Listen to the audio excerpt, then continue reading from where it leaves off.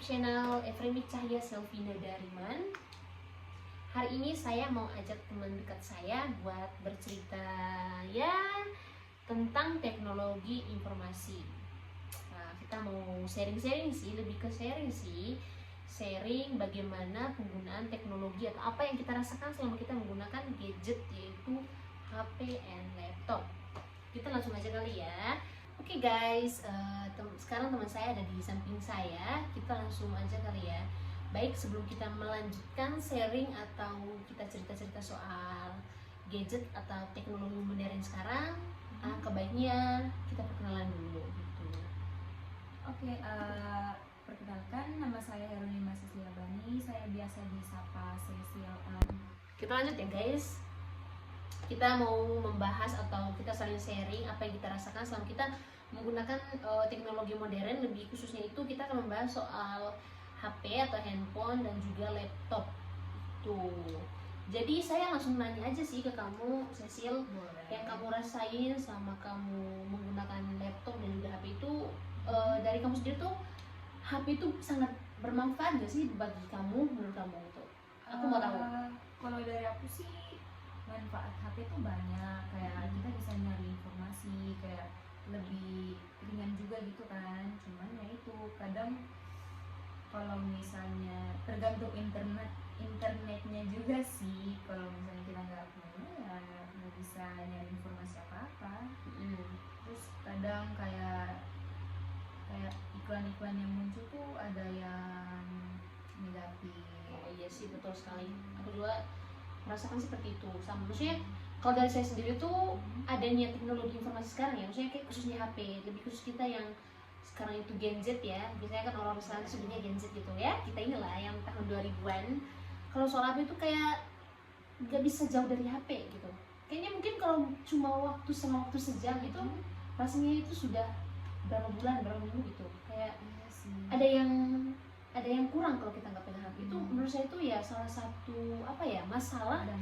Iya, menurut saya itu dapat negatif dan juga salah satu masalah yang terjadi di zaman sekarang gitu. Terlebih khusus untuk Gen Z. Bukan cuma yang seumuran kita ya. Sekarang itu juga berpengaruh banget sama anak-anak yang masih di bawah umur gitu. Di bawah umur mereka tuh sudah mempengaruhi soal HP itu. Ya, menurut saya itu HP memang sangat bermanfaat bagi kita, tapi untuk dampak negatifnya juga menurut saya itu banyak banget gitu. Iya sih, kayak kita bisa lihat kayak Gen Z sekarang, kayak mereka udah nggak mau belajar lewat buku, tapi mereka maunya belajarnya ya lewat HP aja. Padahal ilmu terbanyak tuh menurut aku ya dari ilmu pastilah yang kita bisa dapatkan dari buku. Kalau misalnya kita cuma ngopi-ngopi tugas atau apa dari internet kan bermasalah buat pemikiran kita, terus ilmu yang kita dapat juga. Betul sekali.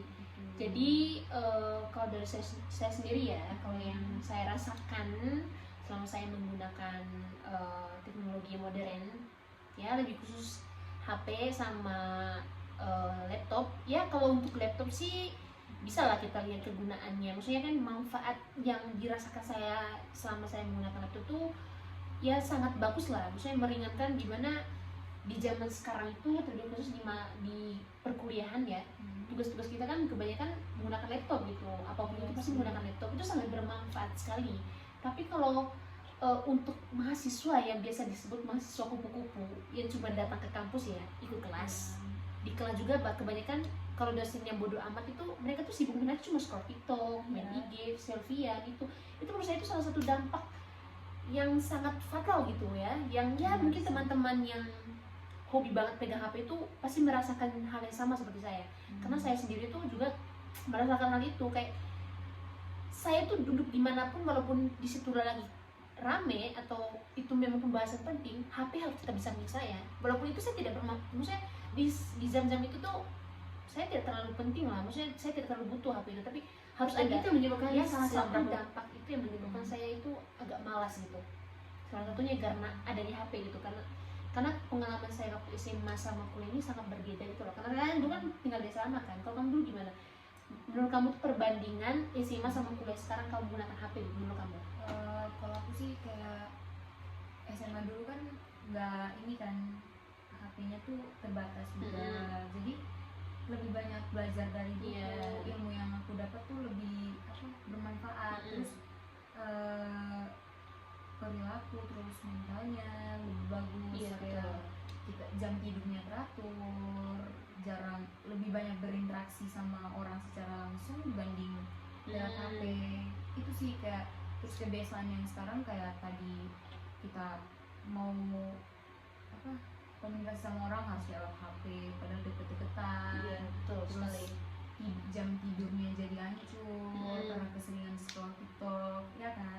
Pasti teman-teman juga rasain Iya. lah. Kita tuh begadang bukan karena kerja tugas.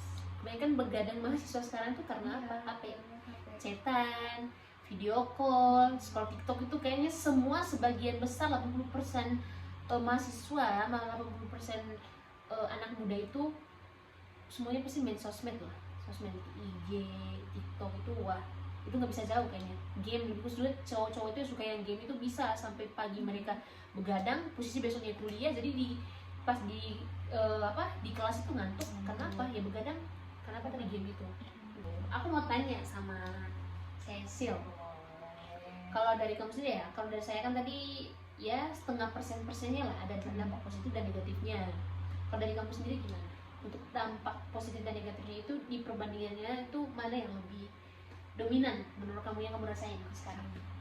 Kalau dari aku sih untuk dampaknya sendiri ya, kalau untuk diri aku tuh dampak negatifnya sih yang paling.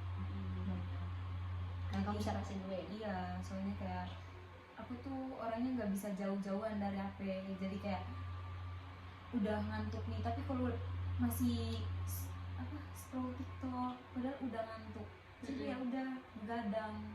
Terus ngecharger sambil main, kan itu sebenarnya bahaya, tapi itu karena udah dampaknya udah sebesar itu ke kehidupanku, jadi kayak kurang tidur lah. Jadi itu sih. Jadi kalau dari aku untuk rate-nya sendiri dampak negatifnya itu 70%.